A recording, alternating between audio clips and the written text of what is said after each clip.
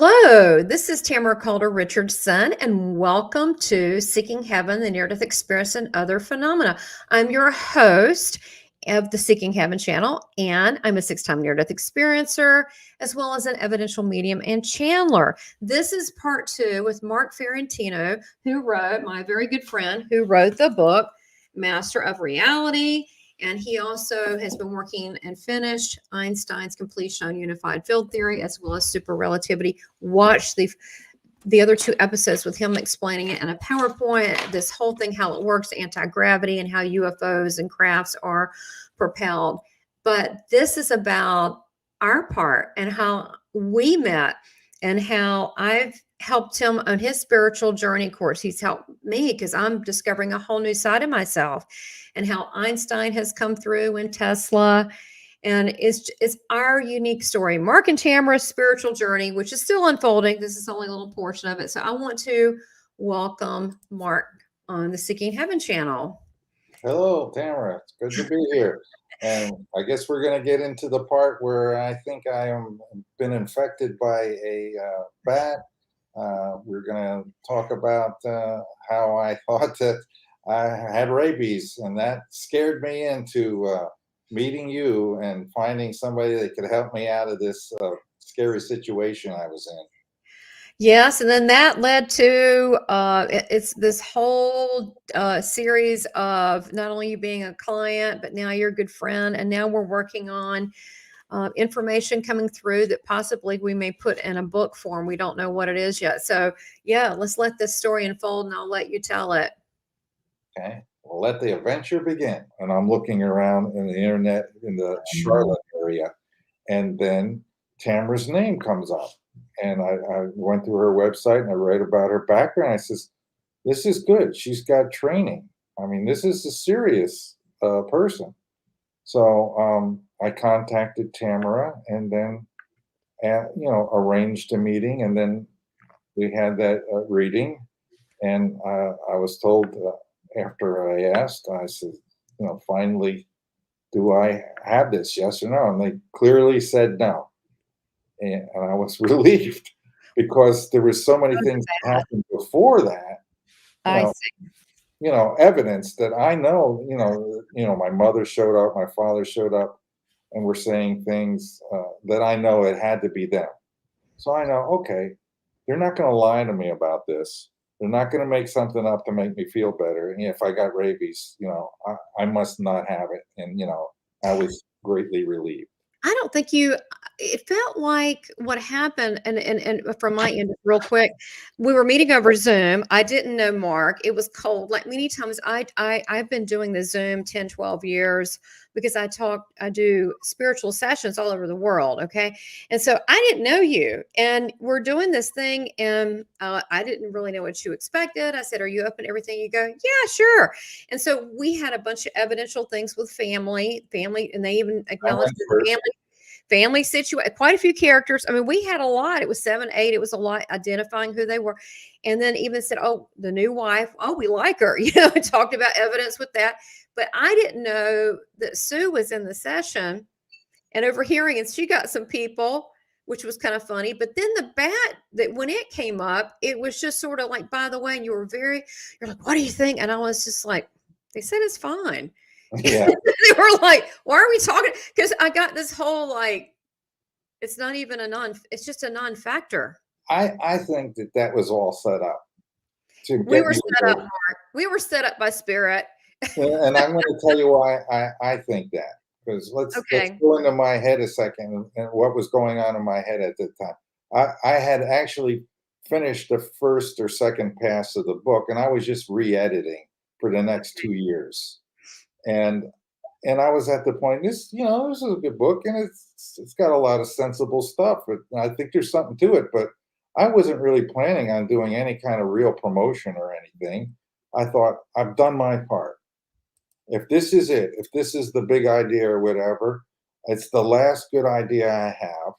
And I wrote this book, and I thought I would be done, honestly. Right. I said, I don't really want to write another book. That was a lot of work. Mm-hmm. And I'm thinking they're saying, oh, no, you're not done, and you need to talk to somebody, get that straightened out. And basically, that's more or less what you did after we got into it. I said, oh my God, I'm really, really into something big. And, you were able to convince me of that. Well, I think that what happened was, and again, I just thought it was going to be a normal reading session, and we're going through family and this and that. And I think what was exciting, maybe we can show a clip of this. I don't know, but uh, is that we were doing an. I thought this was a normal thing, okay, and then I start getting this person stand to my right side. And I'm like, I can't do this. I can't do this. And at this point, you figured this is legit because a lot of evidence came through, and you're like, what? And I'm like, no, this has never happened. This doesn't make any sense, because I knew nothing about Mark. I knew nothing about your scientific background. I did not know you were finishing Einstein's work on the unified field. I didn't know anything. And I said, Einstein's here. And I remember your expression, because I just felt so uncomfortable. And you were like, no, go ahead. And you were laughing. What happened before that, we did eventually get around. I had two questions. One was about the bat. Okay. And I thought the other one was just like, I'll just throw it out there because I don't know. It's a big thing. It's a big deal. How could I really be right about this? Because I'm not really a physicist. All I asked was, is the theory of super relativity right? And that's that you might want to show that clip at my surprise when you said, like this. oh, it is. My mother tells me at that point, this is my mother is speaking now to you, and she says, oh, it is. But there was things you were saying before that, like at the very beginning, before I even asked the question, you're saying my father was the first one to come through, and he's saying the third one, that's the smart one. And he's kind of making a joke. He's kind of making a joke about, well, okay. So I'm thinking he knows something, because why is he bothering to bring up this thing I haven't even asked the super relativity question yet. Who's the third one? The wife? You're talking about your wife, or the third one? The three boys, the three sons. You're the smart one. So I'm the third of the youngest, and you're the smart one. So you get that right without even knowing any of my family background. There's three sons. I'm the third. I'm the youngest. And my father says the third one, he's the smart one. And he's just trying to make a joke. But he reveals something that, why are you saying that? Did I do something special that you would say that? But eventually this all comes out, because I finally asked the question. And when that happens, the floodgate opens. It's as if he has to acknowledge what he's done. Well, you have in readings, you have a gate opener. You have someone who kind of initiates, or kind of, and I think it was your dad, because not that you didn't have a lot of people, but he opened it for, I think Jesus came through, Einstein, and it was beautiful. And I didn't feel comfortable, but you were very reassuring, and you said, no, it's okay, go ahead. Yeah. And he told beautiful things, and then gave you that formula. And I was like arguing with them like a crazy. I was like, no, because I was not really known for math in school. So I didn't want to do this. You give even better evidence than that. You right off the bat. Okay, now I'm going to tell you what's going on in my mind before this time. As I was doing research for the book, I'm always, in my head, kind of talking to Einstein. I says, he probably can hear. Why not? I'll talk to him. I says, did you ever say anything about gravity and contraction in the same sentence? So I'm looking all over the internet, praying, God, you must have said this. And I finally find it in a book, and I put it in my book. But it was always on my mind, looking for the word contraction and the word gravity, or the origin of gravity and mass. And so Einstein comes in, and it's like almost the very first thing you're saying, because Einstein's showing you something, and he's going like this. You're saying, is this mean something, a folding or a contracting? And and I'm really getting chills, because that's the question I'm always asking him in my head. once again, I never even said that out loud. No, you didn't. I didn't know anything. How did you get that? You got that because you're really talking to Einstein and he heard you.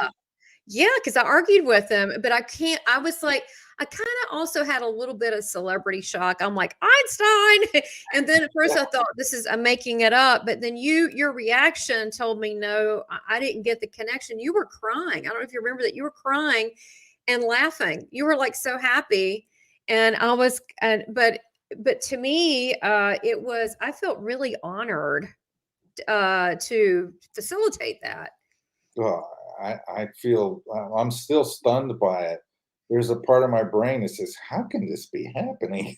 Yeah, but you know what's crazy? Mine too, because I'm going, this is a whole different level. This is not even mediumship. This is like universal consciousness. This is some God stuff right here. Yeah. It's like these people are still alive, and I tell people they are not dead. They're in a different realm alive. They don't believe me. This is proof that he's hearing you.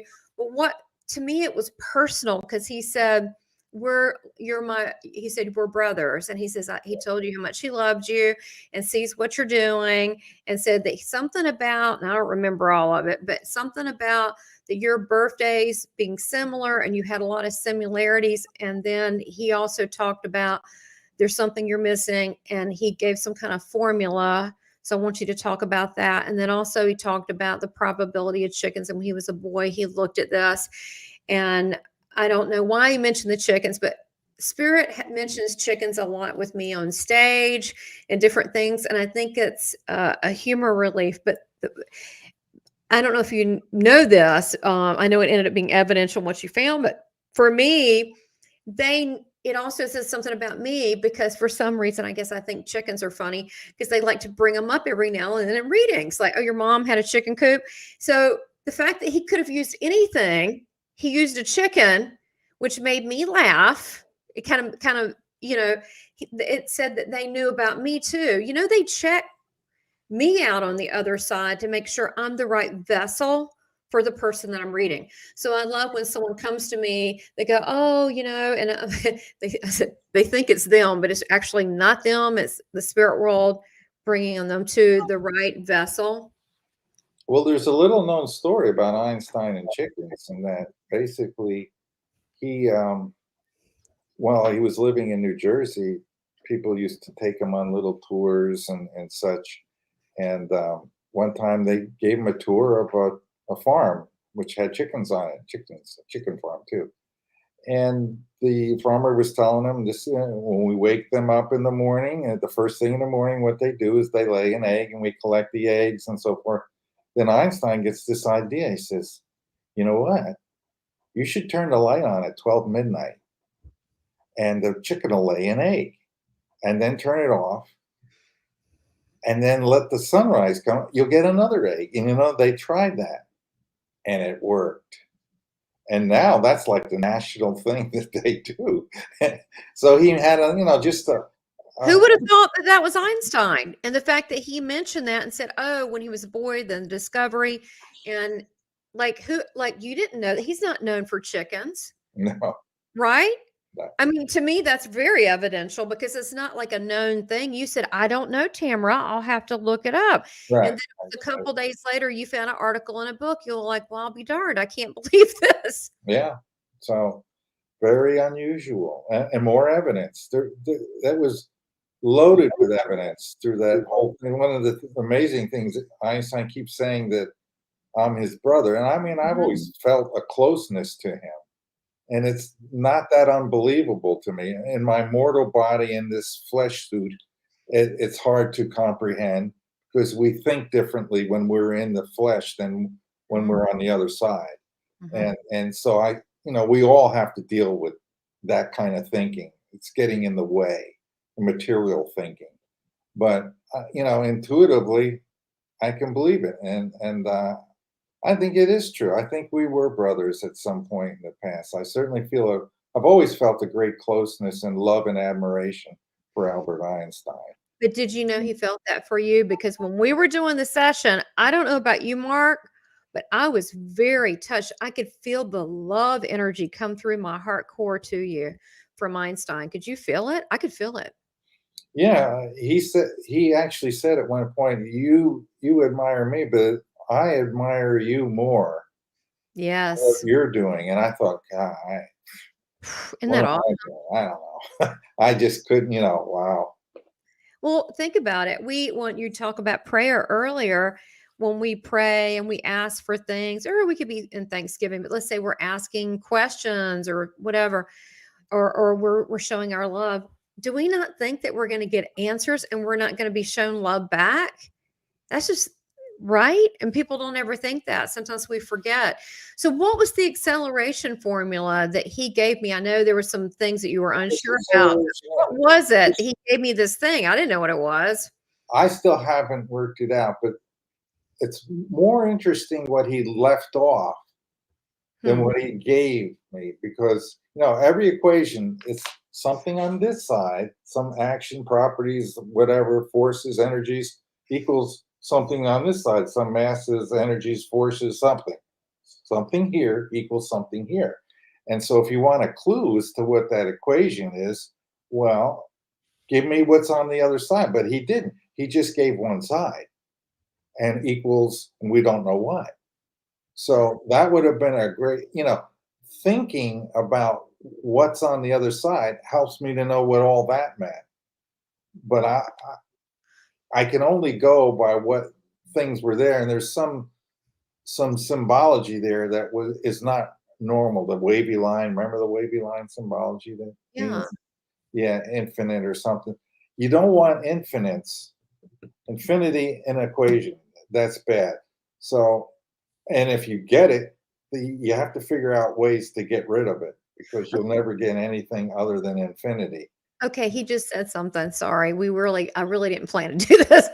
He said, okay, guys, every time I'm with Mark, okay, I'm not going to go to a full channeling, but every time Einstein's always around. I can't, it's just the way it goes. He said you need to cancel it out. Like when you have a number and you're doing what do you call it, a multiplication, then you cancel it out. He said just include it, cancel out. He said just ignore it. Just know that it's there in the background, kind of like a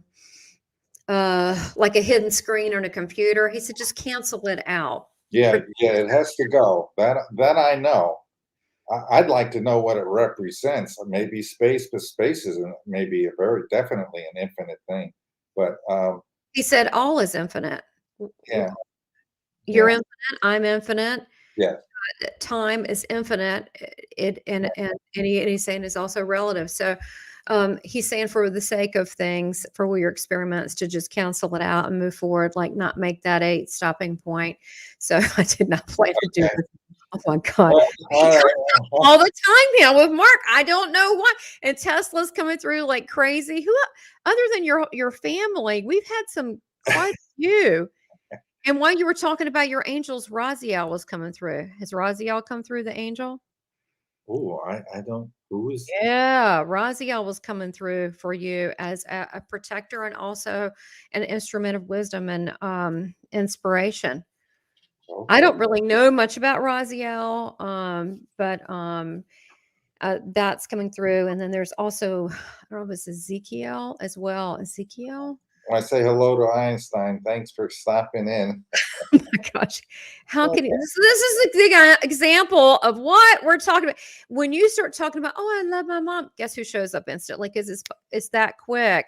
So, I can't control it, but I do, they do different mediums work with people on different levels in different ways, what they're, able, and the spirit world does check out who fits with who for, whatever reason. You're So the right radio for me. If I want to get to the right I don't station. know why, but it's true. I don't know. I'm I like a think it's just personal part of the thanks plan. for Mark. I don't know.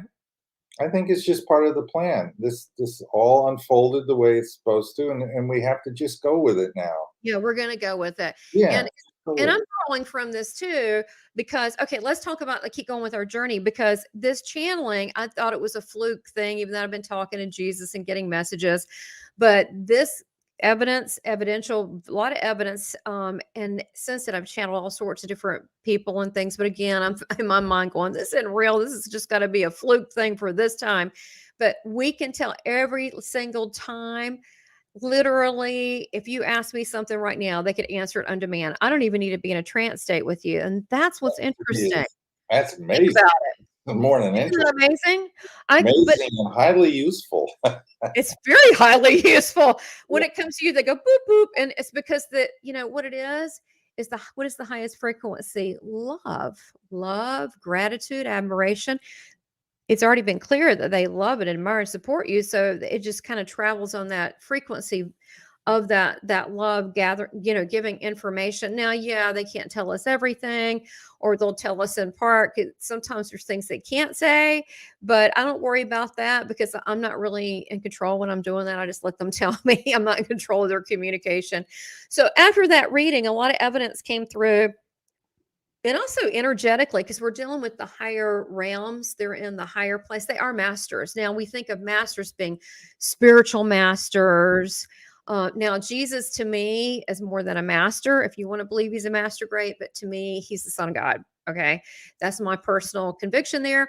But when I talk about masters, not that he's not one, but when I talk about masters, I'm talking about spiritual leaders, but not just them. We have people that have changed the world through their inventions and their methodology. So they're still leaders. There's still a science person can still be considered a spiritual leader. Yeah, well, Einstein definitely was that. Yes, He was asked many master. things in philosophy. They even asked him to be the president of Israel. So, yeah, he just crossed over into all different, realms. Everybody wanted his opinion on everything. And I think maybe this is going to turn out to be a similar circumstance for me at some point. I think so. And I think it's also God has a plan for everybody. And it's not that I don't enjoy mediumship, but I go straight to the Akashic records and the higher levels now. I guess, I don't know. I like it there. And so the channeling to me is where I have a great love affair and passion because they're at this higher, beautiful frequency, and they are the masters at the higher realms, and the fact that they're so interested in humanity and each of us. So anyway, after that first reading that we had, energetically, I could feel it too. How did you feel after that? You want to continue on, like what happened from there? Well, I had a renewed interest in promoting the book, and I knew there was more work to be done. So I tried to take as much advice as Book I right could. here. Yep. Masters of Reality. Just writing the book was not going to be enough now. Right. And you made that very clear many times during subsequent readings that you got to promote the book, and you gave a lot of details about that. So I got it in my head, well, I need to go on shows somehow. I have to get on, talking shows like Coast to Coast and whatever. And so I set about that as my business, and preparing to go into conferences and stuff, and like UFO type things. But that all fell through. The UFO part that fell through because nobody saw COVID coming. That's Yeah. probably happened later on. Talk about the logo, because I don't remember that. There was a session. So what happened after this reading and this time? Then we went, then I was doing at the time pre-COVID stuff, whatever. I was doing the Southern Women Show, and I Yes. was asked by it's a big series in different Southern cities, and I love it. It's at convention centers, and it's women, it's positive. I don't know. I love interacting with the people, and I also love doing an audience, seeing spirit move through. It's just something I don't make a lot out. I just personally enjoy it, meeting the people. So they asked me to go to Jacksonville, Florida.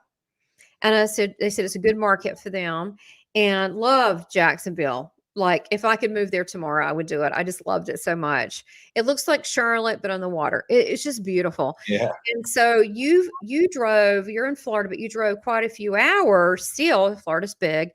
To come with your wife to, because you said, I've got some research, and you had some paperwork. So, and you went to some of the, some of the live, stage shows too, to see how all that worked. And then got to read your wife and spend time with her. She got some healing done with one of the things that came up for Yes. her in an ex-marriage, which was beautiful. Yeah. And then you had a session with me, and guys, it's crowded, it's loud. I mean, you're in a convention center, there's 35,000 people in a weekend. It's crowded. Uh-huh. You bring out 3, 4 pages of like small type stuff of really scientific stuff. And I went, oh God, because this is not me, and I went, oh, and so I'm not unscientifically minded. That's just not my path this time. And I'm like, oh gee. I said, I tell you what, why don't I go into a trance and you ask the questions? And I remember that I remember you asking me about stars and how they're formed, and I started saying Okay. something, and here we are in a really crowded place for an hour and 15 minutes, an hour 30, I don't know how long it was. I don't remember anything I said. Now remember, it is packed full of people. We are not in a private area. That's how fast I can go into a trance. I don't Yeah. remember anything. But you Yeah. said apparently I told you how to build a Stargate, and you went and researched it and wrote it in your book. Well, you gave me not so much how to build it or anything. You gave me Okay. significant clues on how to research it because Okay. I had thought about putting that in, but I said it's going to be highly speculative and I don't know that much about it. And somehow that comes up in the conversation, and you say they want you to write this chapter. But then you say some very specific clues, like you say, uh, I'm thinking a Stargate is like magnetic resonant fields like it was in the Philadelphia experiment and the Montauk project. I mean, that's all I So know about you asked anything. me if that was real too. I asked you, and then they I said, said yes, yes. Philadelphia You told me real. yes. Yeah, because Einstein's kind of was involved with that to some extent, but that experiment did not turn out well. Yeah. But so that's all I really knew, that you could use a magnetic resonant field and open a portal somewhere. But then they corrected me through you, saying, "Well, we got way better than that now. We use light, apparently." And Right. you mentioned something called Fractal. a fractal lens, right? I had never heard of that. I had, Haven't either. I know a lot about physics. I always keep reading about it, but never heard of a fractal lens. And so that's a pretty interesting thing to bring up, because when I sat down and started writing the chapter, I say, like on the first or second line, I say, look, I know one thing for sure. In order for this to work, something is going to have to go faster than the speed of light. And I started my research with that in mind. So I looked up the fractal lens, and I actually found it. There was people on ResearchGate, material scientists, talking about how they've made one, and when they shine light in it, it goes infinitely fast. So now I noticed the pattern. Didn't I just say that the only thing I really know about this, if you're going to open a Stargate, you have to create a motion of some particle or something faster than the speed of light. And here, right out of the blue, how amazing, you come up with the one technology reference that that they claim. Either, I don't know, have you ever heard of a fractal before that? No, Fractal I don't know. lens? But it seemed really natural when they were saying, yeah, fractal lighting. Yeah. Well, yeah, they're using it, and Eh, it supercharges the whole system, and they use high frequency along with it, and that makes sense to me, that you have this frame around the Stargate, and if you have the light shining through the fractal lens, it's moving at a wickedly fast speed. When it comes out, its frequency is going to be extremely highly compressed. And that's just what you need to get to another dimension, as far as I know.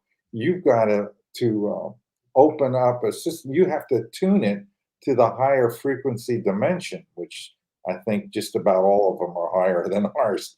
But that was necessary, and that makes sense to me, and I built upon that.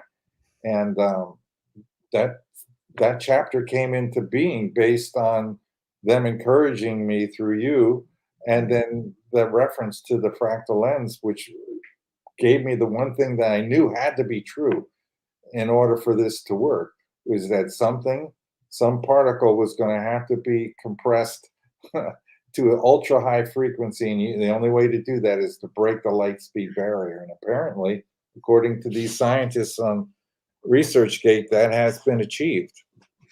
Well, and you said, what about the magnets? And they kept saying, drop the magnets. And they were like, no. Yeah.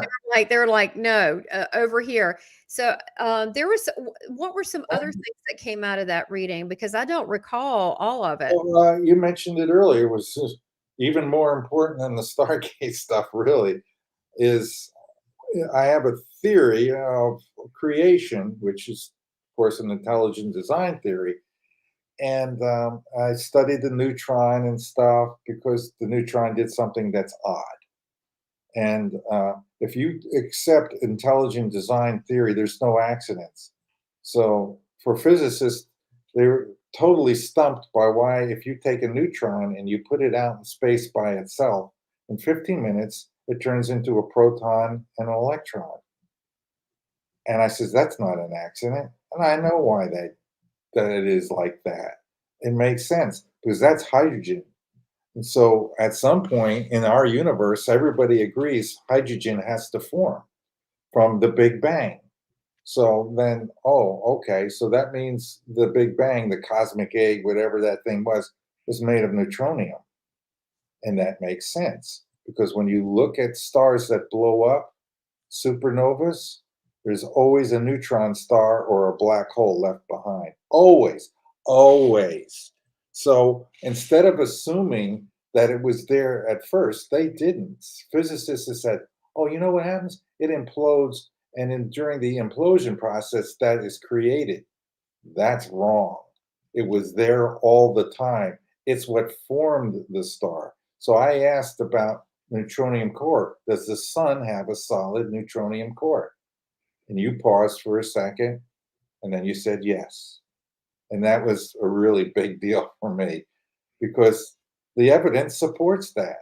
And NASA does an experiment where they called the Tacholine experiment, where they measure the rate of motion of the gases as it goes in toward the center. And as it gets closer to the center, the lines all converge, indicating that something solid, rock solid inside of the sun. But they refuse to interpret that as something like neutronium. They said, well, it's just a really super compressed gas. But that gas won't compress on its own. That doesn't make sense. And they know, the scientists know, that hydrogen, proton, and electron have a tremendous repulsive force. They're not on their own just going to compress by gravity. They know that the repulsive force is orders of magnitude greater than the gravitational force. There's no way hydrogen clouds in deep space are ever going to form into a gravitational field that compresses like that. There has to be a source. That makes sense. That's the neutronium core theory, and that's what I asked you about. And that's really a very big deal because that's like a big breakthrough in theory. What was that thing that came up that you asked? And it ended up being part of your logo. And it was, again, you said the intelligent, meaning God's involved with this, Yeah. something intelligent, God, whatever you want to call Yeah, that, sure. source, is that you have a logo. I'll show it, but you have a logo that shows the breaking up of the earth. And that came up didn't that come up in that reading? Yeah, that's not the logo, the one with the triangle. Well, the And triangle's the logo, but it was on, you this put is it on your t-shirt. the T-shirt idea, which comes directly from the other side through you. I created what You have your you t-shirt described. nearby? I could grab mine. I got one over here if you want. Yeah, sure. Yeah, so we can show them. Okay.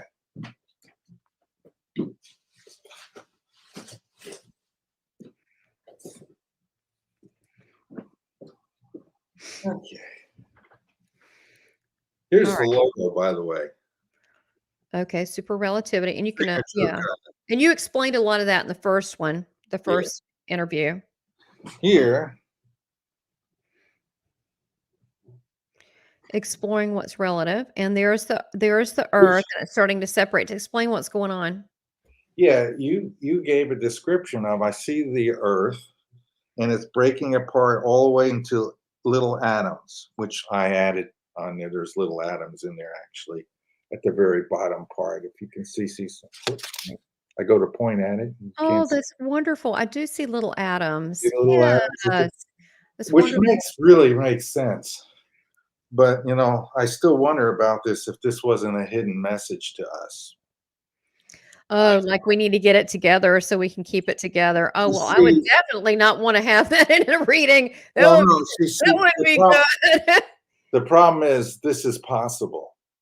Now, there is a theory that um, in, between Jupiter and Mars, there once was a planet, but all there is now is an asteroid belt. Mm, Under certain conditions, if the core is unstable, you get that. what would make the core unstable? I know Well, we're getting see, off topic a little bit, but in the star formation and the planet formation, according to the theory of superrelativity, all celestial objects are formed by a gravitational force, a source, which is the neutronium core. This thing is immensely heavy. It's immensely dense, and it has great, enormous amounts of gravitational pull. It's the thing that pulls things together so that you form stars. It's so strong when you get close to it. If you're hydrogen, you start to fuse. The wow. pressure is so great, and that's what stars do. They run on fusion power. So you need some powerful gravitational force to bring that all together, to get that atmosphere dense enough and pressurized enough to cause fusion to happen. The stars can never get off the ground without it. So this is a reasonable explanation. But if planets have it, they form in their early years like what they call brown stars. They Mhm. glow, but not bright enough to see really from a great distance. You might see the star, but unless they're as big as Jupiter or something, you're not going to see that. They're going to be very dim. And Okay. these things eventually fuse and create all the elements that we have here on Earth now. That's how they got here. They were fused together in the core. First hydrogen, then helium, then carbon, silicon, all the stuff. And eventually this stuff makes its way to the surface, cools, then you get a crust and a mantle. And then eventually you get a planet. But the fusion process is still going on in the core. If that object, that spherical neutronium core, is too big, crust to ratio to the size of the core, you get an unstable planet, a planet that has lots of volcanoes, lots of plate tectonics, lots of earthquakes. And Got guess it. what? Earth has a lot of all of that. Now you go to Mars, and that's a True. quiet planet. It has an earthquake every once in a while, but no more volcanoes. It's probably got a lot smaller core. And by the way, the gravity is a lot less on Mars, not only because it's somewhat smaller, but my guess is the neutronium core there is much smaller. Wow. So Um, this might be a problem. yeah, right. I hear you. I But don't, it's like to really. stable, but it's also can be unstable, and we're seeing signs of it, which Well, we can the change only thing I that. can say I can add to that is one reference that Patty Groninger said. She told me one time, there's another planet being formed for us. It's being prepped now. So what is my mind says, well, that means I guess we're going to be going there at some point. No, we'll use your anti-gravity. It sounds like a plan. I'm ready to That's the only go. way to get there, really, other than a Stargate. But Right, maybe, right. and I'm not predicting this. I'm just saying it's a possibility. It's And right. but you did this whole thing. You described all this, and this is exact. Get this thing, hold this right. What's wrong with me? Uh, this is what I saw in my head from your description. That's precisely what I saw, and I had an artist draw that up to match that from your description, and here it is on the shirt. And And Wow. that's how that all came about. They told you to tell me to make this. And sometimes I when I'm doing the channeling, I don't understand it or I don't really agree, but I just get out of the way and let the information come through, because if it were Tamara just doing it, I wouldn't tell you that. But when you get information higher, I just let it come through, that Well, because it obviously made sense to you. And I don't get in the way of that. And that's one thing so many people think why they don't channel, because they start analyzing and stop it. And you can't do that. As long as you know you're working with God, you can't do that. You just have to surrender to the divine process. basically, I want to drive home the point that this is all for real. This is really happening. And it's my case here and Tamara's case here together. This is a unique situation. It's definitely different, obscure, strange. I grant you that. But it's really happening. And what's interesting and what the people out there should know is this is really happening to you too. You don't have the same story, but you have your own story. And it's about the adventure. It's about going through all this. And so what I'm trying to do and Tamara's trying to do here was get you to realize this is really happening and put forth a lot of evidence, explanation, what's been going on in our minds while this is happening, relaying the whole experience so that you can kind of organize it in your own minds and have some sort of an idea that this thing we got going now is a unique gift that God is allowing people, special people on earth, to communicate with the other side. And we should all know that, it's going to be all right. No matter how things go down in this life, it's Mhm. going to be okay. Just play your cards as best you can. So what I'd like to do now is just go over some of the evidence that came out of Tamara's readings with us, and just so that you have more things to think about and say, yeah, that's an awful lot of lucky guessing going on. There's got to be something real going on here. Like initially in the first reading, she comes up with evidence right away. She says there are three kids. You're seeing three kids. There's me and my two brothers. So that's correct. There are three brothers. You get my birthday month right. You didn't know me from Adam starting the show. Immediately you get my birthday month right. The name Rose is brought up. Now that is really weird because I had a stepmom. My father married again um, after my mom passed away about 5 years later. He married a woman named Rose. That's a real solid hit to get that name. There's not many people that have that name. Um, my dad says that I like to mull things over, and that's why I wound up there, because I was mulling over the idea of getting rabies, which is not a pleasant thing to think about. Um, and then there's you talk more about the three brothers again, and then my father makes a joke. They say the baby boys are the brightest. So I'm thinking, yeah, all right. Maybe he knows a little something more about what's going on. He knows about the unified field theory. I'm sure they have all been watching, and he's aware of that. So he's kind of making a clever joke. And And you're the youngest. I didn't know I'm that. the I didn't youngest. I'm the youngest of the three boys, and know. I did get the best grades in school. That's true. Mhm. My mom and dad knew that. I mean, the school called them up and say, "Hey, you got a wonder boy here. He scored like, I remember I scored like 99, 99, 99, 99, went all the way across the top." And I thought for a minute there, I says, what's wrong with my chart? I'm looking at all the other kids and they're going up and down. And all I got is this big line going across. I almost didn't see it.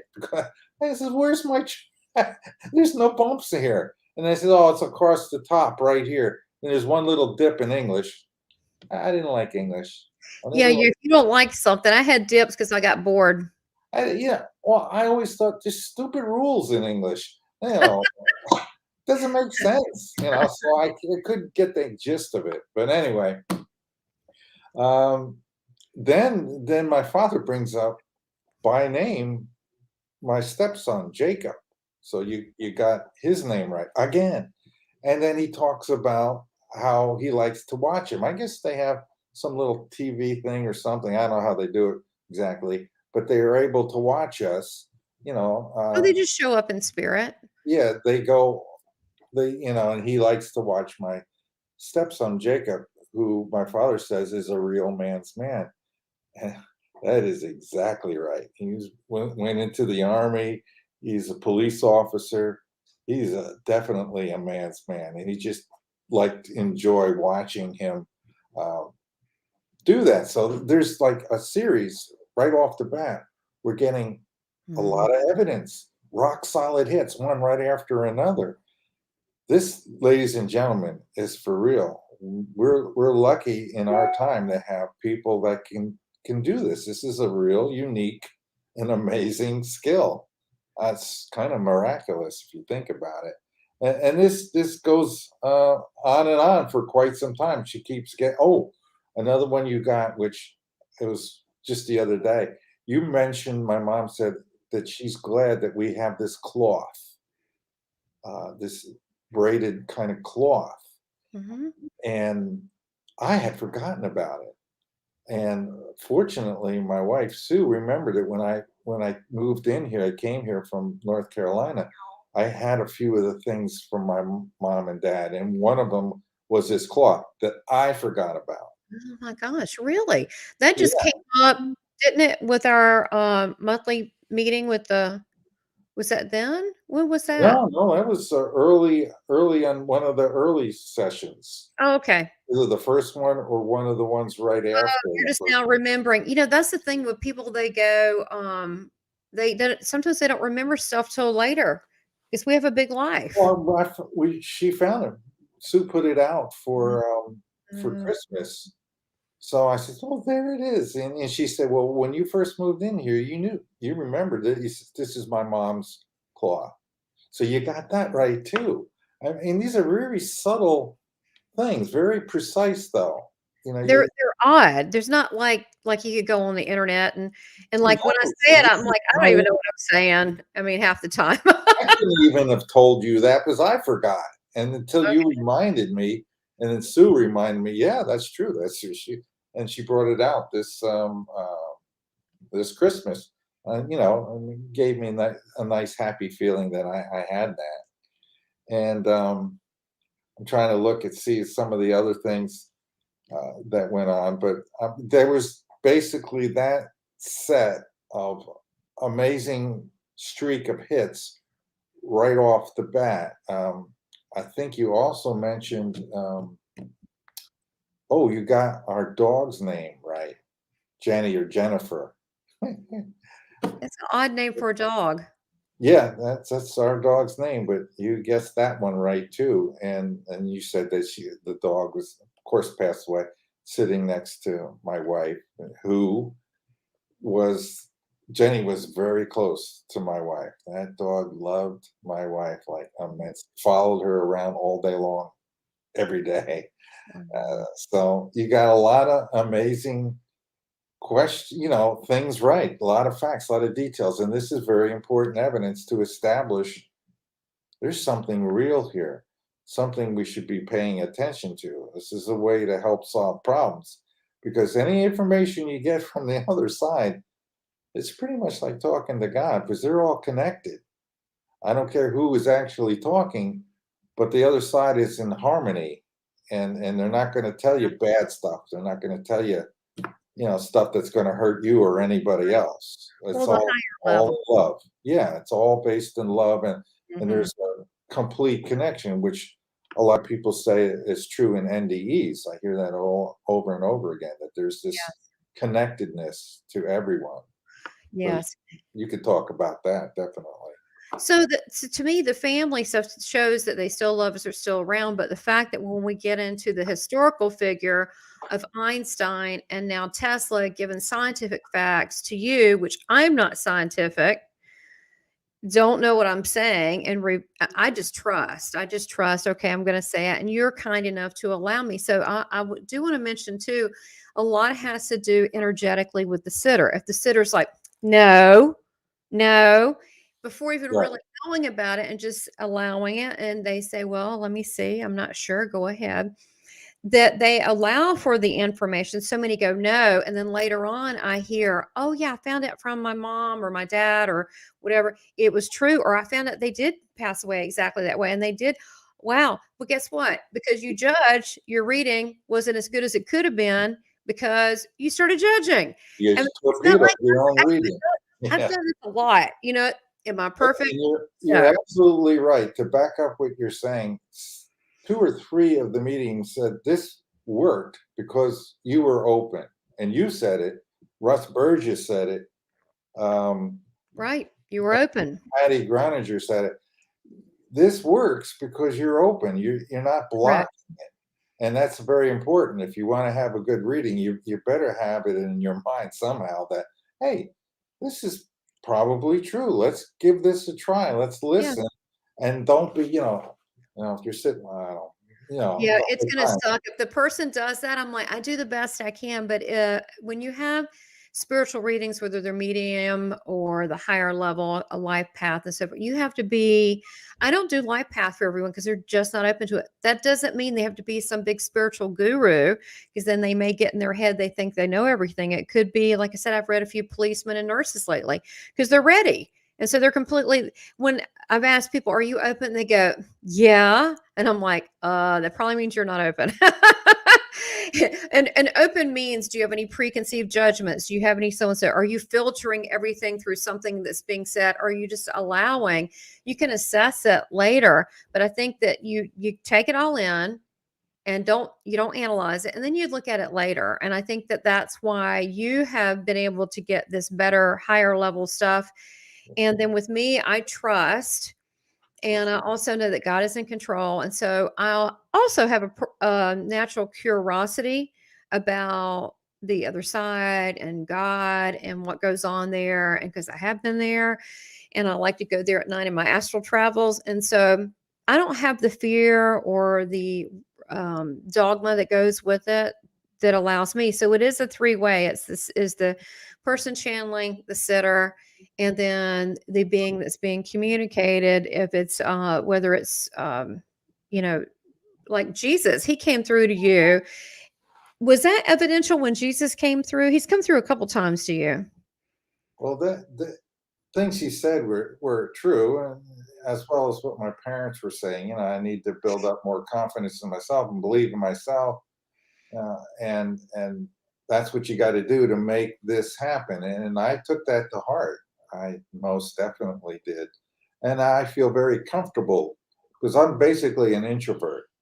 And so going on shows and doing stuff like that was not something that I relished or I thought was something I Like, really desired to do. But right. now this is for everybody to think about. If you want to do public speaking, you want to talk, just make sure you got something you know what you're talking about. You're going to feel comfortable and it's going to work out.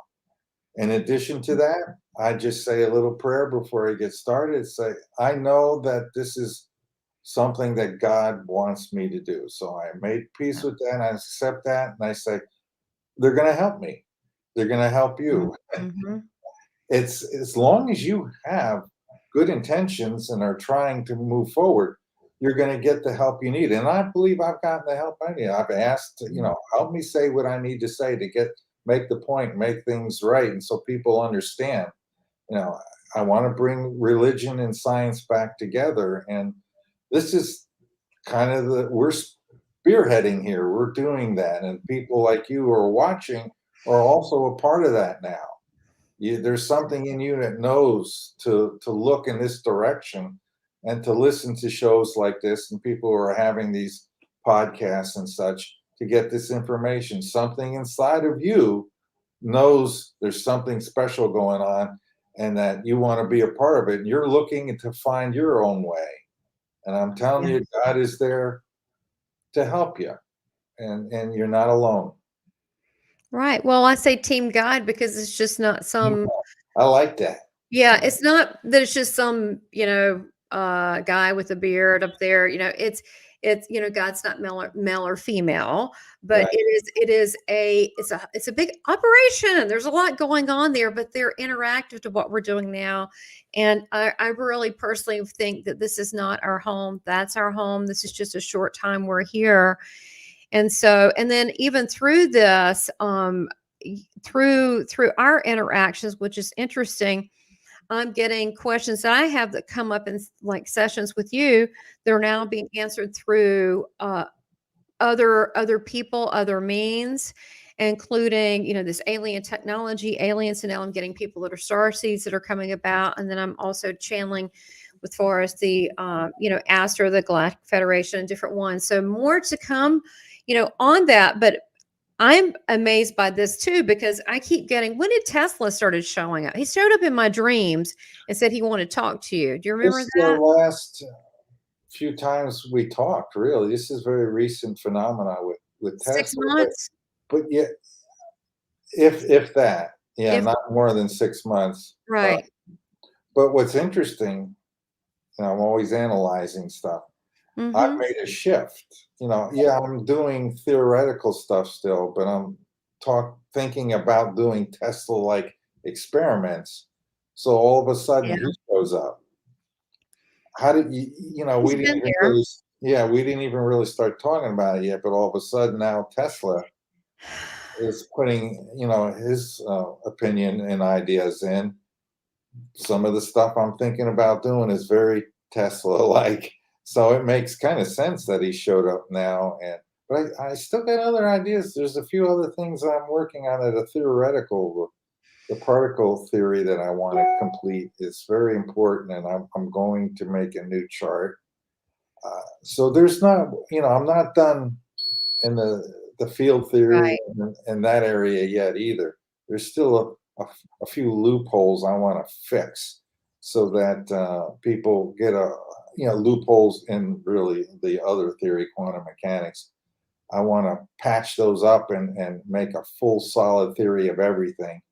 And so I'm working on that as well. There's just a lot of work to be done. And like you say, you're not done yet. No, I keep saying you're not done. I feel like you put a chicken casserole in the oven. It's like you haven't heard bing yet. You're just not done. You stay back in the oven.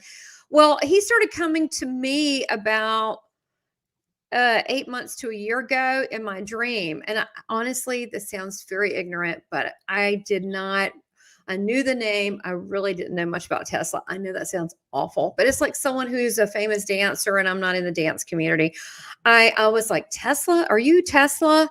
And he seemed kind of perturbed with me that I didn't really know. And he goes, yeah, he showed up that time, but I was more concerned about what are you doing here? It was in my dream state. Then he showed up again and started telling me more information. Then he said, I need to talk to Mark. This is like a telephone. I need to talk to Mark. And then he's been giving me very detailed information, which I will not mention right now, to help humanity. But I think he was a scientist to be able to, and he was telling me the other day, you can build this. So I'm not going to create Tamara's not going to create a lab. Okay. It's not going to happen, but Mark might, or people like him. Right. So Mhm. they know that already. So they line things up on the other side to help humanity, to help you, but it's personal because they know what you need in a personal level. For example, for Mark to do the experiments, he probably needed a stable home environment, which he has now, right? And for me to Yes. be able to be trustful and to be able to do these deeper level channelings, which I don't channel for everybody because I'm really open. And so, but I trust Mark. I know you love God, work with God and all that. I'm fine with that. And so I can be very comfortable. But same with me. Make sure everything I'm taking care of so I don't worry about stuff. So I can be able to do the work. So they take care of all our personal needs as well. All of them is things perfect? No, but they're working with us on the other side, our guardian angels and all of that, our helpers. There's so many. Some helpers are family, some are guides, some are angels, some are star seeds. I'm gonna be honest. So they're higher level, and those of you that are very religious, I'm just saying Earth has not been around that long. other solar systems exist. God's big. He can make different planets and different kinds of beings. And that doesn't mean they're evil and it's not some silly movie or whatever. And I'm not saying that they're all good, just like human beings. They're not all good. They're not all bad. There's different ones. So that's coming through. It'll be exciting to see where this goes because I'm now getting it. We don't have to go in session. I actually now, so there's a special relationship with it. We've way past the client thing and the friend. We're all, it's funny. I have to laugh. It's almost like we're following their direction, surrendering. I don't know where it's going to go, but they've told both of us that we're going to be doing some kind of book together. I don't know what it is. I don't know what they're going to tell us, but they want, what's beautiful and really touches me is that they truly on the other side, they're still consciousness. You don't have to be dead to communicate with someone. I've talked to plenty of people at night when I astral travel, and later on they go, were you talking to me? And they tell me, I was like, yeah, it was me. You don't have to be dead. It's our consciousness we're connecting to, but they want humanity to be helped. And they're working through all of us that way. If we just connect to God and allow Team God to line it up, we can receive that help. And when you think about the word channeling, some people get hung up on that. I don't know another word to call it. If you want to call it something else, but not to get whatever, but all great works of art and music and even I imagine inventions as well as words in the Bible. It was not only inspired, but a lot of it was channeled to help humanity.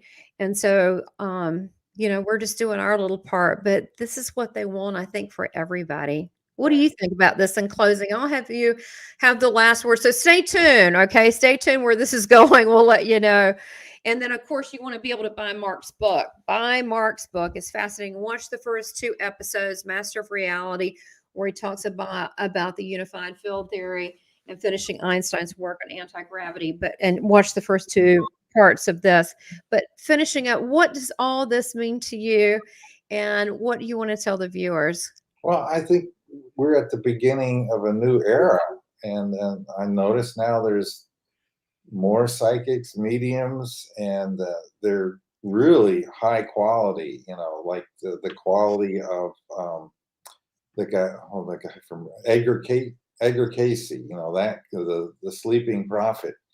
I mean, this Edgar Casey did great things He in did. his time, especially in medicine and healing people. This is a gift from the heavens, so that we can make our lives better. I think really it's a simple thing that is trying to be conveyed to all of us. We just have to love each other, love one another. That's the supreme commandment. If we do that, everything really starts to get fixed. But in this world nowadays, things are we're being divided too much, and that's not good. We need to take advantage of this wisdom and knowledge that we're getting from people like Tamara and utilize it. Make good things happen. Happily join on Team God. I'm happy to be on it. It's a little scary at times, but I'm trying to step up to the plate and do what I can do and where my skills are. It's like I say, that hand, I'm playing that hand of cards that I was dealt. And apparently I was dealt some aces in the scientific department. But I was put in an unusual circumstance, which is basically not an official physicist. I didn't go for the training, but I understand now why that it was that way. Had I gone and become a regular physicist, I would have had the ideas that Einstein had beat out of me. They would not, they have a dogma, and that dogma has everything to do with quantum mechanics. And there's not a lot of faith in God or anything of that nature in that system. And I would have been talked out of thinking the ideas that I had. They would have just basically said, shut up and calculate. Stop thinking like that. So I kind of understand why I'm in this situation. I guess it had to be this way. And I've accepted it, and I'm going to try to do the best I can. And with Tamara's help, we'll get there. We will. I'm excited to see what they have to say for both of us. And just to let those of you watching about, I mean, it's a fancy word, channeling, but basically what I tell everybody, just to let you know that God wants to talk to you. And definitely, no matter what religion, he didn't care. Jesus loves talking to people. I'd like to say one thing about that. Go It's ahead. the NDE that really backs up what you just said. Uh, when I was studying and searching for the signature of God, I was reading lots and lots of NDEs, and I came across this one where three people were all struck by lightning at the same time. And one was Christian, one was Muslim, and one was a Hindu. This is not an accident, and it's not a joke. This really happened. Sounds like a joke, but go ahead. Yes, yes, it's a joke. But they all went up through the tunnel together.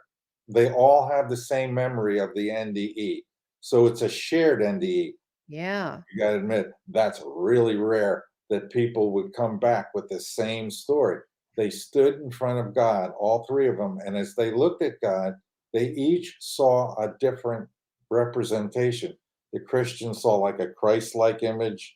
Mhm. I think the Muslims saw the well of souls, like something of that nature. The Hindus saw something that looked like Krishna, or I'm one of the Hindu gods. And then they looked at each other, and they could see the other person was seeing that person, not what they were seeing. And so they were, looking back and forth at each other, and they knew they were all looking at the same person, but seeing a different thing. So it was really all in one. And so when they came back down, they all told this story, and it's an amazing story. And that's the point of the whole thing is God really, however we imagine, it's really just the one, and then Yeah. he shows up differently for our convenience, Yeah. somebody that we can accept and not feel threatened by, or our background, our knowledge, our culture was about this one. Okay, I'll appear like that. And so it doesn't really matter what religion you are. It's okay. It's a personal relationship that you need to have with God. That's what this is all about. That's why there's so many religions. As long as that religion doesn't encourage you to hurt or kill or anything, that's your way to have a personal relationship with God.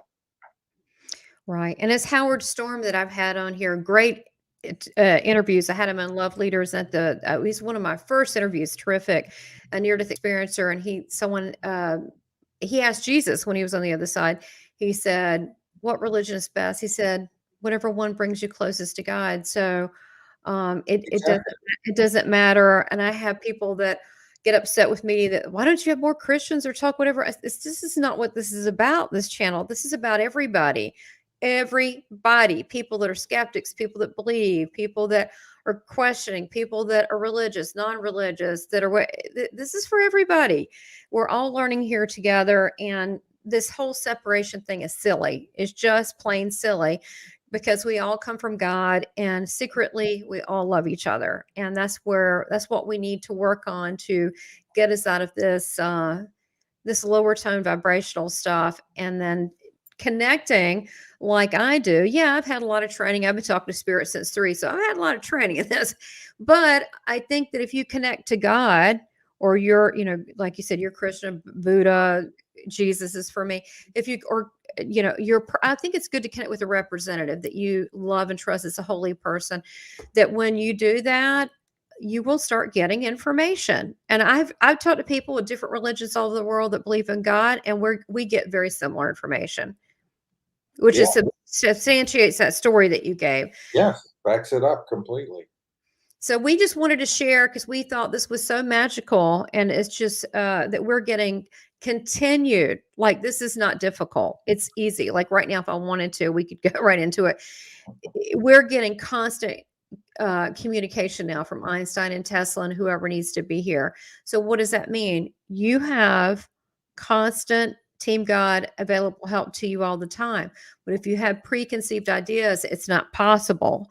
or I'm not good enough. That's a really, just get rid of that one. That will not work for you, because that doesn't even mean anything to like someone like Jesus. Like, I love everybody. That doesn't even mean anything to him. No, if you surrender and say, I just want to know more, what should I do? Or pose a question, you will start getting answers, and you will start living a divinely magical life. So Mark Fiorentino, my good friend, thank you so much for everything. I look forward to this journey and this adventure that we'll be partaking even more so. I don't know where it'll end up, but I'm sure it'll be wonderful. And much success on your book. Everybody buy Mark's book, Masters of Reality. Master of Reality. Here it is. Please buy the book. Buy the book on Amazon. Watch the first 2 episodes as he explains the unified field theory and anti-gravity. And thank you so much. And we'll keep you posted. We'll keep you posted what's going on. Take care. Thank you so much, Mark. Bye-bye. Bye-bye.